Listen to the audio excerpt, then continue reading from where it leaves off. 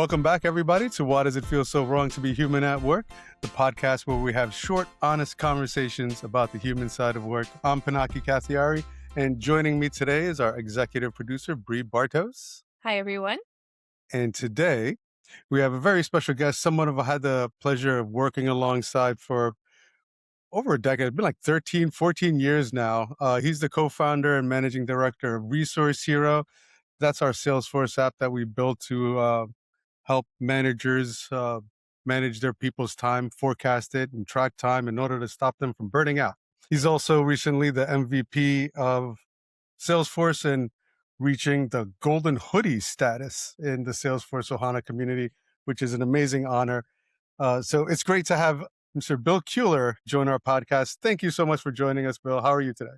I'm doing well. I appreciate you guys having me. Thanks. Absolutely. And yeah, so we're just going to kind of talk a little bit about like relationships, your relationship with work and everything like that. It's been interesting because, you've left corporate, went startup type of mode, and it's been 10 years of a long ride, right? How has like your relationship with Resource Hero changed throughout that time? Like how do you kind of see that transition from corporate Resource Hero and then now 10 years in? Yeah, it's interesting, right? I think there's a lot of people that think about, that have 9 to 5 jobs that think about how they might, turn, a side project into a venture and then eventually be able to quit a job. And maybe part of that is thinking like that it'd be less work or you'll have, more work-life balance. But I think that was probably the most surprising thing, leaving corporate America, going into Resource Hero. So, you know, I was working at a large financial services company doing like, tech stuff. And from a work-life balance perspective, it was an hour and a half commute each way. So, I'd get up at like 5, get on the road, try to get there as early as possible, work throughout the day, then do that hour and a half commute home. And again, driving home on the phone call, that whole thing. Maybe have time for dinner and then, back doing work stuff until, going to bed. But I'll tell you that the commute was probably the worst part. So anyway, long story short, going to Resource You had to Hero, deal I with would Route say, 1, and you had to deal with Route 1 in New Jersey, did you not? no, well, it was Route 1, but it was also the Turnpike, 422 in Pennsylvania. I mean, I had like all the worst For roads that I had to for those commute of you who down. don't know, I think Route 1 in New Jersey, like in Central Jersey area, drives people to insanity. Carry on, Bill. Sorry Not about that. not to go off on a tangent here, but my wife, we lived in Langhorne for a while. It's like 10-minute drive to where I was working at the time. And while I was away, I was actually deployed with the military. I was in Iraq for a year. And while I was away, my wife bought a house, and she bought the house we're in now, hour and a half from my work. And she was like, "Are you sure that's going to be okay? Like driving, every day back and forth to work." And I remember telling her, like, "Listen, right now where I'm at right now, I drive like hours a day, 4 hours a day, and I'm worried about like things blowing up. It's like hot. I have no air condition. Like an hour and a half commute driving down 422 in the turnpike. Like how bad can it be?"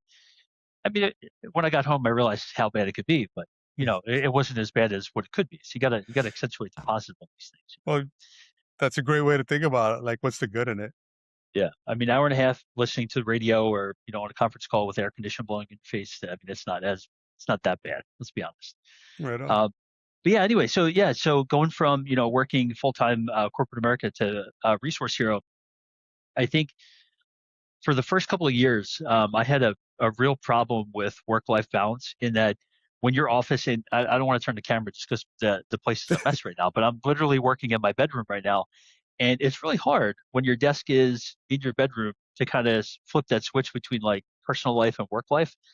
So there's, you know, you sit in the room, you're working, you're, getting ready to go to bed, your computer's right there. You're like, oh, let me check one more email. And next thing you know, you're working like 16 hours a day or, something crazy like that. So it took me a while to figure out the routine and the balance and, make sure that even if I'm working in the same place where I'm living, that, you have to put those kind of like break points throughout the day, get a break, walk around, all that kind of stuff. So I would say that was the biggest change. It's just, or the biggest surprise to me. It's just thinking that it was going to be a smoother work-life balance, but in Mm-hmm. reality, unless you're real careful, it can turn into a much worse work-life balance.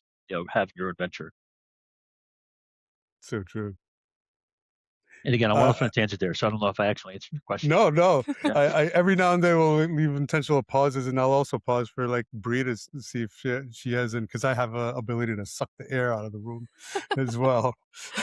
Oh, I was just gonna add on, no, that's something that I still am trying to figure out. I've now been, it'll be a year next month that I've been with Local Wisdom and working remotely, completely, 100% of the time, and that work-life balance is hard, and, like, where I am, my desk, I have, a button on my desk, I press it, and my screens go between my gaming PC and my work laptop, and so I sit here for, fun, and I also sit here for work, and then I have my laptop up here on its own arm, and I'm like, "Oh, well, while I'm loading into this game, let me just check my email real quick," or, like, "Let me Yeah. pull up LinkedIn and, like, start replying to comments," and I'm like, "I need to just push the laptop away at 5 Hmm. PM." Yeah, yeah. So, as far as, work-life balance, like I said, I don't know what it was that actually got me to kind of sit down and think about this, but, putting in those kind of natural breaks throughout the day or break points throughout the day and kind of sticking to them, right? So for me now, uh, there was a point where we would have an issue that would come in from a client, or I was working on some feature for Resource Hero, and it was one of those, like, you work till midnight, 12:30, 1 o'clock, like literally dragging at my computer. And at some point you realize, like, diminishing returns. I mean, you can keep working, but I would find that if I would just stop what I'm doing, go to bed, wake up in the morning, I would look at it, and within like 10 minutes, I would solve the problem. Something that was like spinning my gears, trying to do at night. So I think that was one piece of it where, it's really not worth it to kind of like drag yourself late at night. Just have some boundaries, go to bed at normal time, and then get up the next morning. Things like waking up in the morning and without question about it, what's going on at work, what your inbox looks like, everything else, go to the gym every morning because honestly, there's no case, no resource hero feature, nothing that's going to be more important 20 years from now than your health. So you got to take care of yourself. A lot of, entrepreneurs you see, again, kind of run themselves into the ground. So, Hmm. even things like taking lunch. I know a lot of people that just work straight through. It's so easy to just be sitting at your computer and just continue on and not take a break, or eat at your desk, things like that. But, you know, working that into the schedule where without doubt, without question, either 12, 12:30, step away for half an hour, play with the dog, touch grass, see the sun, all that kind of stuff. Uh, so yeah, I think, going from corporate America to, where some of those things are expected, like you have a set start time, a set end time, you have a set lunch that everybody goes, to working on your own. You have to build those things in yourself because nobody else is going to hold you accountable for taking care of yourself. My Yeah. dogs do. They let me know when it's 5 PM, that is for There sure. you They're go. like, "Hey." Um, yeah, and as a Biological alarm callback to clocks. our previous thing before we started recording, my wife also does a really good job of telling me when I need to just There you stop being go. ridiculous. So yeah, Get the natural environments. It's true. Like if I think to myself, if I kind of knew what like entrepreneurial world is going to be like before jumping in, I'm not sure if I would have actually jumped in. So you kind of need that bit of naivety, I think, to jump into this type of stuff. And so much props and respect to all the entrepreneurs, startup folks who are in it. There's a special place in my heart for y'all. I remember being called in on a resource hero thing on December 25th. I remember one day I think somebody's subscription went out and like they didn't pay the bill, so we cut them off. It automatically cut them off on this date. So yeah, that happens. What is it like now? Like since you've kind of like adapted to this, because now it's been like 10 years of this. How has that changed for you? yeah. I think the biggest thing is, there's always the voice in the back of your head whenever you're taking a break. I feel like, at least this is me, right? As an entrepreneur, working with Resource Hero early on, anytime that I would take a break or I was in front of my computer, I was feeling guilty, right? I was like, okay, like, I should be working now, or they're going to know Hmm. like that I'm not on my Yep. computer. Who The they is? I guilt. don't know who they is, but you know what I mean. Like, you kind of get those that kind of doubt, and now, kind of settling into it. I still don't mind working 16 hours or 20 hours in a day, but I will guarantee that if my kids have some event going on at school, I'll make it happen and I'll be there.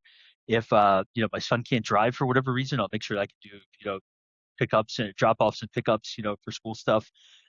If I have an event that I need to go to, I can go to it. So for me, uh, I really don't mind it. I will literally work all day as long as I have the flexibility to step away when I Hmm. need to and take care of family stuff and run errands if I need to. Um, and I guess it doesn't hurt also that I really honestly love what I do. Um, it really is like a gift. I know because there's a lot of people that they grind. They're working, trying to make money, support family, and they're in roles that maybe they don't really love that much.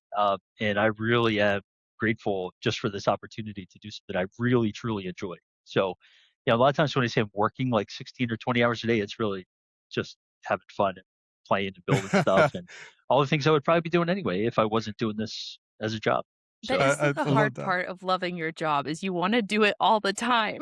Hmm. yeah, And it yeah. doesn't really feel like work. It feels like you're just playing and solving a puzzle or something like that. I remember a long time ago, Bill, you said the story to me. I think earlier on, you went on like a family vacation, and everybody's in the pool having fun, and you have the laptop and you're working on stuff, and folks are like, "Yeah, what are you doing work?" And you're like, "I'm not working. uh, Yeah, I you're mean, just doing it." yeah, I mean, if you I don't see a problem if somebody wants to take their laptop to the beach or sit by Yeah, the side of the pool and, you know, work while you're relaxing and kicking your feet up. Nothing wrong with that. I mean, that's all part of the work-life balance. It's just finding ways to enjoy what you do and, have ability to spend time with other people. So, my wife and I, we've always been really good about like, if I'm working, and like I said, I work in my bedroom right here, right? So, if I'm working at my desk, she's sitting on the bed watching TV or something like that. So, again, you find ways to kill two birds with one stone. I could be working, hanging out, there listening you to go. the TV in the background. So, yeah, Just jamming and jiving. So yeah, man, like those are some interesting things. This kind of transition from one to the other, right? Like lots of work on one side in corporate America, lots of work on the other side in entrepreneurism. Life is hard, but you're like setting up boundaries, doing things like taking lunch. I do I do a commute actually. I don't go anywhere. Like I'm in the country, so I have a really big block, but I go around the block a few times in the car and whatnot. So, so and you're right, as an entrepreneur, I kind of or a leader, sometimes you realize that the deadlines that you set are yours and you set them. So I'm like, wait a minute, I could move that or I could defer or so you have choice in the matter. And I really like what you said, Bill, about kind of setting some commitments in the way, like, I'll always be there for like the kids' events. Uh, I do like no work on the weekends and you ultimately build a rhythm. And the whole foundation of that is loving your work because when you do, it doesn't really feel like work and it feels like you're having a good time. yeah. Now, one thing I will say, so a lot of what I said so far really focuses on the life side of it, and the work life balance equation. On the work side of it, that is definitely something you just touched on that's important. And just as a quick side note, I would love to like see one of your neighbors just seeing you every morning, just driving around the block a couple times and then pulling back in your driveway. They Like, what's do? that guy doing? Is But no, gas not $5 a gallon in New Jersey? Because it is here in Pennsylvania and Well, you know Pittsburgh. what? That's the one thing about working from home is just like I Yeah. could not be driving for, or like, I could, uh, that's the kind of one negative side is like I have an office, I have bathroom right there, kitchen, so I could be within the same vicinity for a very long time, whatnot. Yeah. So I went around out Wednesday, I get itching to get out of the house. So Thursday, I definitely, especially if I'm not traveling. I definitely stay home more than I should, and I went out on Monday. Was it Monday? No, I went out on Wednesday to get my tattoo, and I was like, "Gas is $5?" Like, I Yeah, almost had a heart attack. I don't, I don't use much of it, but yeah, just you just want to crawl back under the rock and pull it down over you, Yeah, I was So yeah. like, "I'm not going anywhere ever again." Yeah. yeah, But and like one of the things about Bill though, like throughout any of that, like you're in the list of people in my mind that is like amazing to work with. Like it's wild for those of you who don't know. I think I think we had already been like a few years in and launched the app before you and I actually met in person. And there was a lot of like just working after hours on the phone before before we really had like virtual like meetings like this and things like that. So, but uh, you've been an absolute pleasure to work with. You've been such a like wonderful partner, and we've always just kind of like jived, and I think that's what makes this a lot easier. I feel like there's a I feel like there's a void in the market for a good book or learning on how to be good business partners together. I think you said it in the before we got on this talking about like marriage relationships. There's like business partner relationships that I think we've just jived the whole time. And beyond that, you jive with like the community, with like the trailblazer community, the military community, and now you've just gotten the Golden Hoodie Award over there at Salesforce, and that's a big deal. I remember like seeing people get that award, and you're on stage and everything like that. How does that feel, yo? Like, how do you Um, how does that blessing feel? Everybody shows you this much love because you give that much out. uh, it's an interesting experience. I am definitely more on the introverted side. So I'm dangerous behind a camera in a Zoom meeting and trying to help people out, run calls and all that kind of stuff. But I definitely am not the center of attention up on the stage kind of guy. So yeah, that was a bit of an interesting experience, being interviewed live in front of like all the people at the keynote and stuff like that. That's it's not my space, you know what I mean? But it was very much appreciated. I definitely, for the stuff that I do within the community, just to real quick just touch on what it is.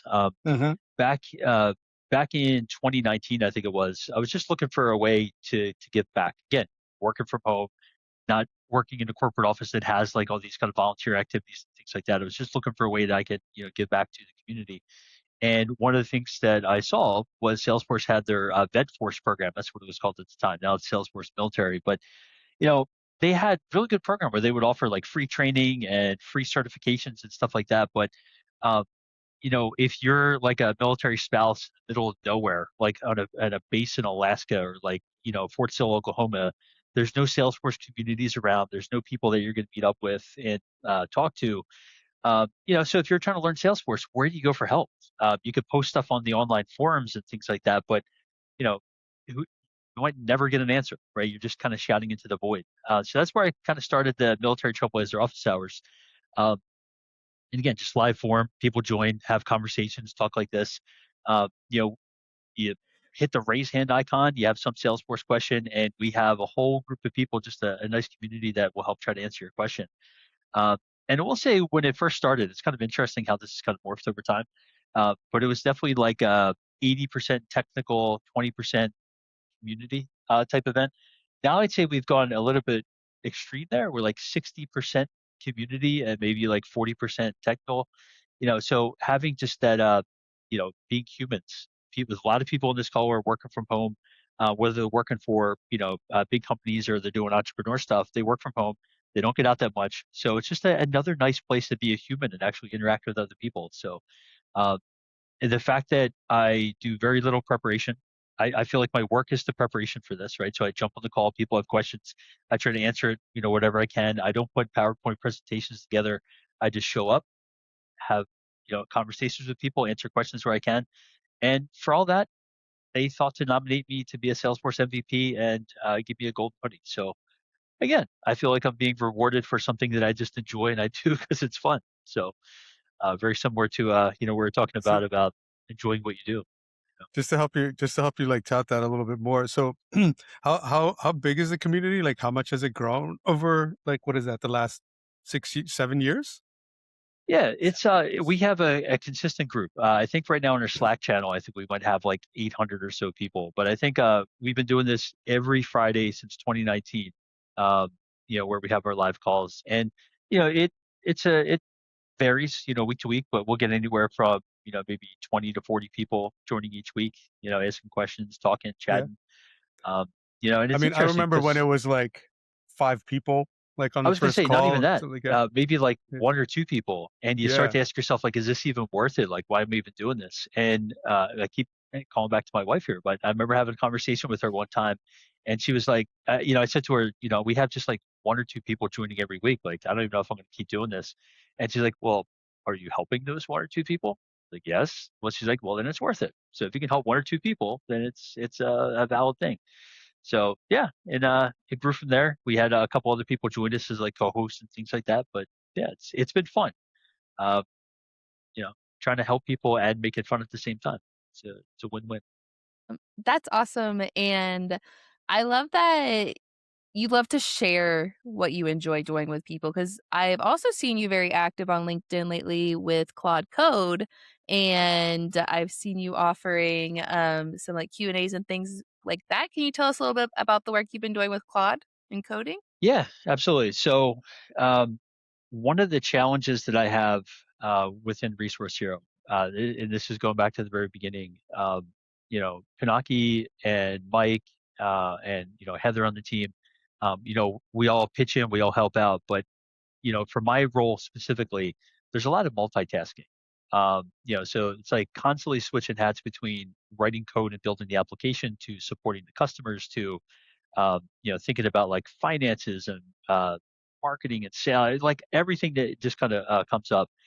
So for me, when we kind of step into the AI world, it has been a godsend because it is a great assistant to have sitting there on your desk to kind of help keep you straight as far as everything that needs to be done in this kind of multitasking world. So, yeah, Claude has been pretty amazing, both from a development standpoint and testing and things like that, but then also like just as like an executive assistant type, setup that I have.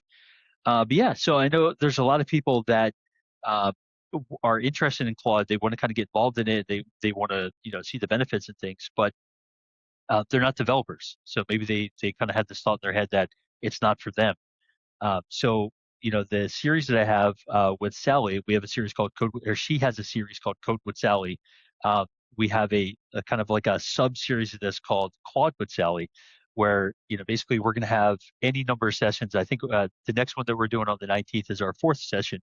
We're going to keep going as long as we can, but basically covering topics everywhere from how to like get it installed, how to do the configuration, how to use it within the terminal or VS Code, how to use it for development work, how to use it to test stuff through the browser, how to set up like a virtual assistant, and try to make it just accessible to people so that even if they're not developers, they can take advantage of it, see the benefits that that I see day to day.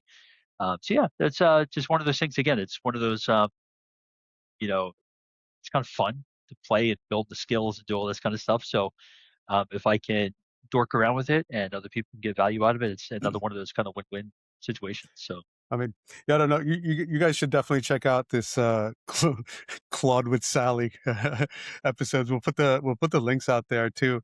Like yeah, when I first started seeing Bill get into this, like I've been on a busy spree and I've just been so itching to get into this, and it's fascinating. And we're building things ourselves here. The fascinating thing yesterday, we were in a meeting, and I was like, "Hey, Bill, yeah, can you send me that link?" And he was like his meetings are transcribed. So he was like, "Yeah, hey Claude, when you transcribe this meeting, send Pinaki the link to da da da da da," and automatically on the Slack channel it shows up. So I have this kind of like mental list of people that I know and where they are in their like AI adoption and their AI skill sets, and Bill is up there. Um, well, I'm trying to catch up. no, I think one of the greatest things about the whole AI thing that's been going on, you know, like there's always side projects and things that you want to build and tools that you think would be really useful if you only had the time to build them and all these different things or some large scale data analysis to give you some kind of insight into business. So there's always been these kind of things there.